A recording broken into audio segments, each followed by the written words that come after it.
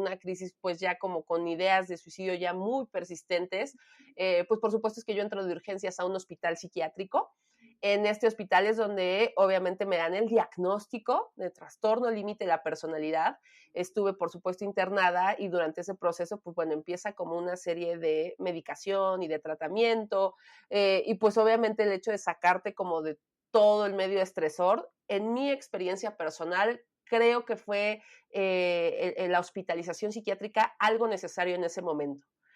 Y por supuesto, entonces ya cuando salgo de ahí, ahora ya tengo entonces un diagnóstico, ya tengo una, sí, no, más bien como un nombre de qué es lo que me estaba pasando. Además, entendiéndolo desde este punto de vista de hay una serie de trastornos que pueden existir y eso no quiere decir que formen parte de ti, sino que pues es una condición de salud que te acompaña como Ujú. si tuvieras diabetes, como si tuvieras hipertensión, como si tuvieras alguna otra condición de salud física.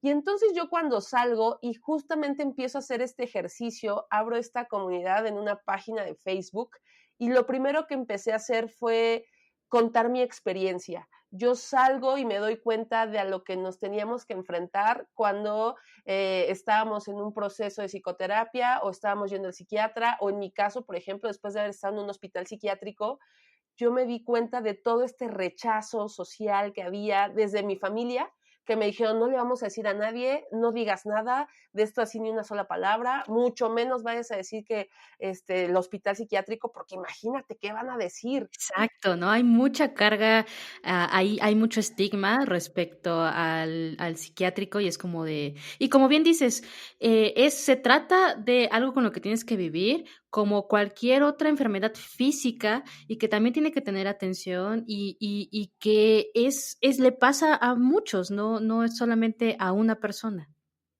Ujú, y entonces de ahí ya me di cuenta que éramos muchas más personas, pero que algo que compartíamos era que vivíamos este sufrimiento en silencio, y que era muy difícil, era muy complicado el hecho de empezar a tú ver qué te está pasando, buscar algo con lo que te identificaras, pero además no poder expresar que requieres un apoyo, como cuando esto es como un síntoma, si tú empiezas a tener problemas para dormir, de pronto no comes o comes mucho, empiezas a sentir como desesperanza, una angustia, pensamientos que son como catastróficos, pensamientos que están dándote vueltas y vueltas en la cabeza, si ya quieres apagar tu mente, algo que es importante entender y que creo que es parte de un proceso. Al principio, por supuesto, es que no lo entiendes, pero el objetivo de compartir esta información y este tipo de experiencias es, si tú te identificas con esto, decirte que es un síntoma, es como si te duele la cabeza, pues es un síntoma de que algo te está pasando físicamente. Si tienes insomnio, quiere decir que algo te está pasando a nivel emocional o incluso hay una desregulación neuroquímica, ¿no? Y esa parte de ver qué está pasando también con el cerebro es entenderlo desde ahí, de claro, es que es un órgano y como cualquier órgano o como cualquier parte de nuestro cuerpo, pues también puede enfermarse y no tiene que ver con hacer drama, no echarle ganas o que esto sea voluntario. Por supuesto es que no. Exacto, es que justo hay algunas síntomas que nosotros tenemos que, nosotros, para los que nos están escuchando, químicamente hay algo que se llaman neurotransmisores. Creo que en algún otro episodio ya les había hablado un poco de esto. Son estos químicos que regulan ciertas partes de ciertas emociones o cómo reaccionamos a ciertas cosas. Entonces, por ello, es muy importante que si tú tienes un diagnóstico o más bien si tú sientes ciertos síntomas como insomnio, estrés, ansiedad, también tu acompañamiento, tu proceso terapéutico siempre vaya también un poco con la perspectiva médica para descartar algunos otros diagnósticos que pudieran estar teniendo y que tu mismo cerebro podría estar generando. Y como bien dice Ileana, no tiene que ver con echarle ganas, no tiene que ver con una actitud negativa, una actitud positiva, tiene que ver con la biología de tu cerebro. Y es algo muy frecuente que yo he encontrado muchísimo que siempre preguntan, bueno, ¿y cuál es la medicación para el TLP? Y hay que entender que no es que haya medicación en sí como para un diagnóstico en específico, sino que la medicación ayuda muchísimo a los síntomas, sobre todo cuando estos síntomas ya son muy intensos y ayuda muchísimo. Creo que esa parte del estigma del que hemos estado hablando hoy es el estigma que hay primero hacia ti, que sería como un autoestigma de no sé qué me está pasando, pero tampoco puedo decirlo, pero le voy a echar ganas hasta donde más pueda y me voy a exigir hasta lo que más pueda y es mucho dolor y mucho sufrimiento. Entonces, creo que el paso número uno es identificar. Si tú te empiezas a identificar con alguno de estos síntomas, es, ok, vamos a seguir un proceso. Y el siguiente paso es, vamos, a lo mejor aquí en Astronauta Emocional o en TLP México, puedes encontrar información real que te va a dar más idea desde una perspectiva del avanzar, no del decirte, está sumamente mal, esto no tiene solución y eres así como de ya, o sea, desahuciado, ¿no? Emocionalmente. Sí, eso que dices está genial porque he visto algunos colegas, algunos psicólogos que su comunicación la manejan así, ¿no? Sí, como así, neto, estás de lo peor, si no haces amigos, si tu pareja te dejó y todo, y es como de, no, hombre, pues ya mejor me quedo así. Sí, sí, Sí, sí. no, ya no le encuentras, y no dices, no, o sea, claro, o sea, estoy mal y peor, o sea, como dicen por ahí, ¿no? Decía mi abuelita que en el hoyo y cavando, ¿no? Y no, el hecho de encontrar este contenido es ese momento en el que esto va a ir a un proceso. Va a ser un proceso complicado porque ya de por sí lo es. De pronto el hecho de, ok, es que no encuentro como este apoyo en mi familia o en mi pareja. Y de pronto es que hay que entender que este proceso suele ser en muchas ocasiones muy individual, pero que también estas redes que hemos generado y aquí es donde entra la comunidad TLP México, parte de ahí. Yo salgo del hospital psiquiátrico y hago un primer video para YouTube en el que digo, yo no quiero callar esto, o sea, es sumamente difícil, es sumamente complicado. Yo estaba teniendo una vida pues aparentemente normal, que ya después dejé de utilizar esa palabra y la cambié por convencional, pero una vida en la que yo llevaba estudios, yo me relacionaba con otras personas de forma cotidiana y de pronto empecé a tener síntomas y ahí fue cuando empecé a nombrarlos. En ese primer video empecé a tener síntomas de depresión, ansiedad, tuve insomnio, autolesiones y entonces hacer eso fue tan liberador, empezar a hablar del tema, que yo dije, sí, y si esto puede ayudarle a alguien a que se identifique, si yo puedo decirles, saben que el proceso es así, saben que el hospital psiquiátrico no es lo que vemos en los manicomios de las películas, y entonces empiezo a hacer una página de Facebook en la que empiezo a compartir mis experiencias, cómo me siento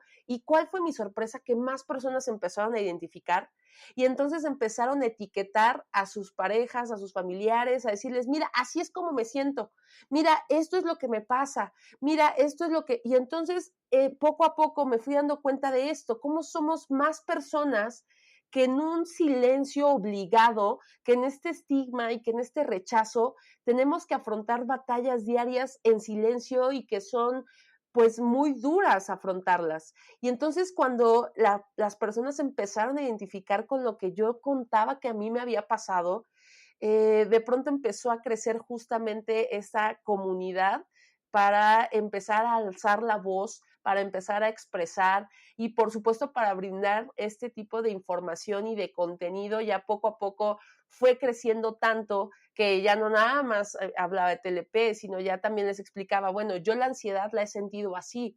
Y entonces las personas que han tenido un diagnóstico de un trastorno de ansiedad generalizada o algún trastorno de ansiedad dijeron, sí, claro, es que yo también tengo esos síntomas.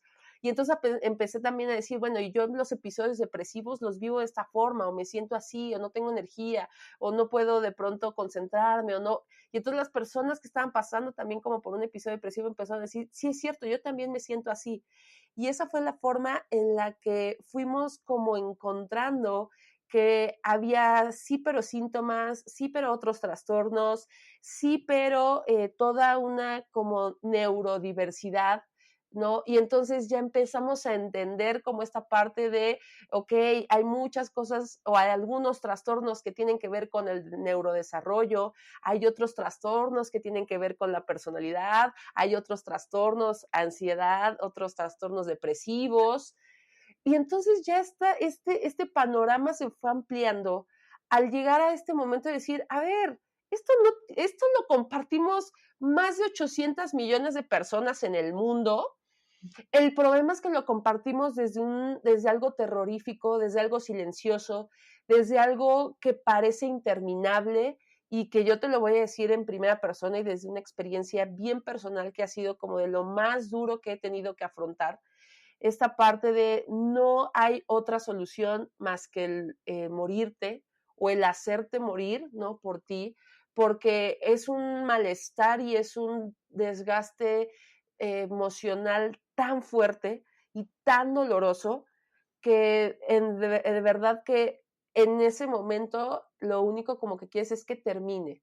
Por supuesto es que ya después entendí que acompañado de eso hay una serie de distorsiones cognitivas, una serie de sesgos cognitivos que bien pueden trabajarse en terapia, pero que en ese momento no los vas a ver. Si tú estás Claro. en un momento de crisis, no tendrías ni por qué saberlo. Y ese es el problema, que no hay información para hacérnoslo saber, que no hay este tipo de apertura para explicar desde antes que alguien llegue a un punto tan crítico, de verdad no poderse levantar de la cama, o que de verdad empezar a tener ataques de pánico, o no poder salir de su casa, o tener ideas de suicidio. O sea, antes de que llegues a ese punto, la clave está en acude a un proceso de psicoterapia, busca a un profesional de la salud mental, y yo te puedo decir que un gran porcentaje de del malestar que puedes vivir se puede ahorrar, se puede prevenir desde antes. Y aquí entra el tema esto de cómo podemos empezar a generar cultura de la salud mental. La cultura de la salud mental también incluye la parte de la prevención. O sea, yo no me Claro. tengo que esperar hasta sentir tanta desesperación, hasta tener tantas autolesiones, hasta de verdad ya tener estas ideas recurrentes de muerte, hasta que de verdad yo ya llegue a un tope y a un límite, porque claro, es como de, no, es que si no llegas así en ese estado, no te atienden los psicólogos o no te atienden los psiquiatras. O este estigma que estábamos hablando al principio, ¿no? Que sientes que el psicólogo ya es como para lo peor y entonces tú tienes que estar en lo peor para que entonces ya recibes la ayuda adecuada. Y cuando Exacto. no, como bien mencionas, es la cultura desde la prevención, lo que ya estás viviendo e incluso después el seguimiento que tienes que tener o cómo lo vas a estar manejando, ¿no? Entonces, Y por ah, eso yo creo que este es el tip del millón. O sea, el tip del millón en cuestión de salud emocional y salud mental es si tienes algo que te esté causando un poquito de incomodidad, un poquito de tristeza, un poquito, porque además solemos minimizarlo, ¿no? claro. O sea, es como, ay, esto es tolerable. No, Ajá, espérate, ajá. deja tú que sea tolerable, o sea, para no dejar que avance, para que no lo vayamos acumulando, para que no lo vayamos cargando y para que aprendamos a cómo gestionar las emociones de mejor manera. Oye, tip del millón, acude con un profesional de la salud mental, entra a un proceso de psicoterapia, eso te va a ahorrar el sufrimiento de tu vida. Todo este dolor emocional que podemos cargar y que solemos cargar y estas batallas diarias, de pronto yo sí pudiera decirte, ¿esa es la solución? Es sí, cuando empieces a identificar estos síntomas, cuando empieces a darte cuenta que estás experimentando dificultad para dormir, acude con un profesional. Y esa parte es de vamos a ir venciendo el estigma, porque yo te estoy diciendo que eso fue, o sea, esto no es magia, o sea, no es de pronto de, aquí está la pastillita que te va a sacar de esto. No, va a ser parte de un proceso. Y justamente los profesionales de la salud mental son quienes ya tienen este entrenamiento, tienen esta profesión, esta parte de la vocación para ayudarte a, ¿no? Yo no te podría decir, sí, claro, es que la solución es que solo veas información o la solución es que solo veas videos en YouTube. O, no, porque tampoco, ¿no? Vamos a hablar de una realidad. O sea, si tú ya estás en algo así y mi deseo desde alguien como desde la experiencia y desde lo que pasé es que muchas personas se ahorren este camino. O sea, mi intención al hacer todo esto es reducir esta curva de sufrimiento emocional para que antes de que llegues a algo tan drástico y algo que te cueste tanto trabajo y tanto sufrimiento, desde antes puedas entender que esto tiene un nombre, que lo que te está pasando son síntomas de una condición de salud mental, que esta condición de salud mental no te hace ni